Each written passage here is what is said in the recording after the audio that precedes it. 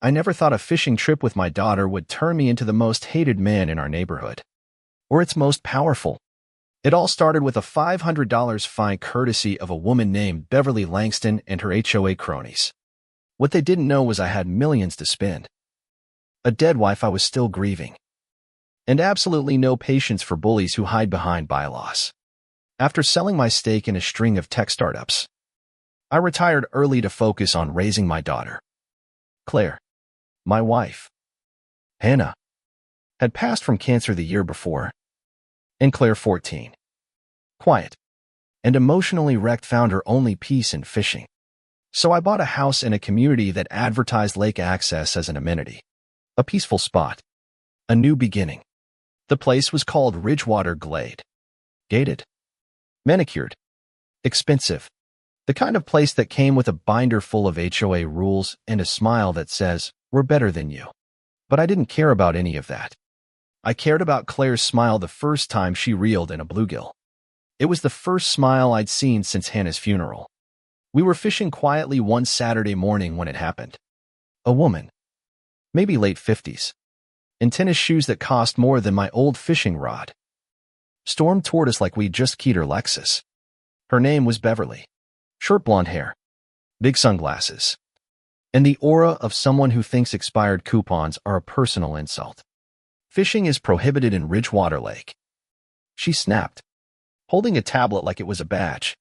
I tried to explain that we'd just moved in, that the realtor had told us fishing was allowed, that this was something my daughter and I did to cope with our loss. She wasn't interested. "You'll be fined $500, she said, tapping away on her screen. All residents were emailed the updated regulations.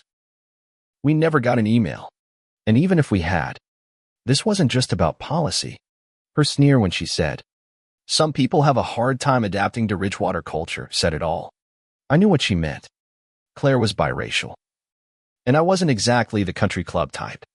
We packed up our gear in silence. Claire looked heartbroken. That night, I stayed up combing through every HOA document I could find. What I uncovered was even worse than I expected. Beverly had been HOA president for 9 years. She ran a luxury real estate firm and had been quietly buying up foreclosed homes in the community, often after issuing a barrage of fines that forced residents to sell. But the real prize was the lake. Turns out, Ridgewater Lake wasn't owned by the HOA. It was still technically owned by a development company called Norwood Communities. The HOA leased the rights, but that lease was about to expire. I spoke to a neighbor, Henry Blake, a retired attorney, who confirmed it. Better yet, he told me Norwood was financially struggling. They were looking to sell assets fast. Beverly, I learned, had already been negotiating to buy the lake through one of her shell companies, planning to privatize it for a set of luxury homes. I made a few calls. Within a week, I had created an LLC, offered Norwood $350, 000 cash, and secured the deal. The lake and the 10-foot shoreline perimeter now belonged to me. Not the HOA. Not Beverly. I kept it quiet. Meanwhile, Beverly launched a campaign to raise HOA dues, claiming it was for community improvements. She unveiled glossy renderings of a private clubhouse by the lake, coincidentally right where we used to fish. She didn't know that her dream was already dead. When the paperwork cleared, I showed up at her grand announcement event, surprise party included. I walked up to the mic, deed in hand, and said, "As the legal owner of this property, I'm informing you all that you're trespassing." Beverly looked like she'd seen a ghost. She screamed about agreements and rights and community trust. But I knew the contract terms. The lease expired in 30 days. And I had already filed to terminate early due to environmental violations like fertilizer runoff she never addressed. I didn't stop there. I hosted my own community meeting. I showed them records, Beverly targeting minority and single-parent households with fines. I shared footage of her trying to intimidate a widowed mom who let her kids draw with chalk on their driveway. Residents were shocked, furious, and ready to revolt. Over the next month, Beverly's empire crumbled. 3 board members resigned. Residents demanded a full audit. Then came the knockout. Footage from my security cameras of Beverly sneaking onto my property at night, pouring something into the lake. She was arrested for trespassing and environmental tampering.